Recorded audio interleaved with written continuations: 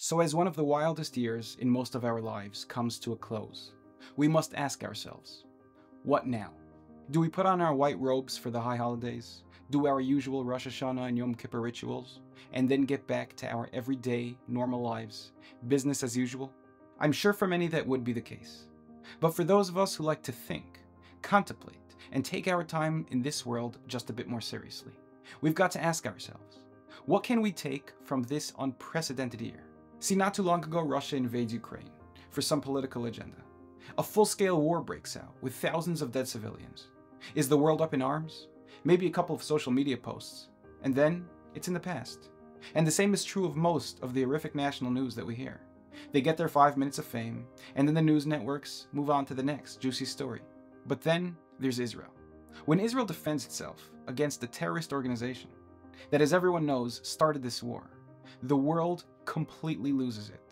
Israel's a tiny piece of land, almost impossible to even spot on a map.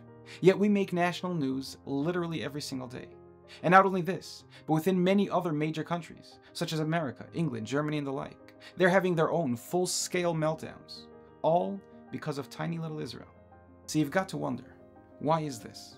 Well, as we know, everything that happens in the world is a sign, a message, or a wake-up call for the Jewish people.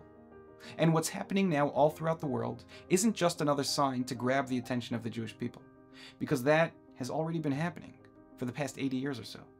What's happening now is Hashem literally turning the world upside down, grabbing us by the collar and yelling directly in our faces to just wake up already.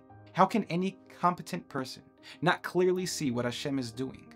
In fact, we asked for this. We say it 3 times a day, every single day, in the blessing of Tekah b'Shofar. We say V'sanes lekabetz gluyosenu v'kabetzenu yachad me'arba kanfos haaretz. What do these words mean? V'sanes, raise a banner, lekabetz gluyosenu, to gather the exiles. The word nes can mean a banner, or a sign, or a miracle. What we are asking for in this blessing is that Hashem should send us a sign. He should raise a banner to let us know when it is time for us to return. Because if Hashem was going to gather us back to Eretz Yisroel without any effort on our part, why in the world do we need a nes, a sign? When the giant eagles show up, we'll just hop on their backs and fly to Eretz Yisroel. Well, it's obviously because the nes, the sign, is there to let us know when it's time for us to commence the Kibbutz Goliath, the return of the Jewish people, to come back to Eretz Yisroel, to bring the Geula. Now, looking back at this year, do you think Hashem showed us enough signs?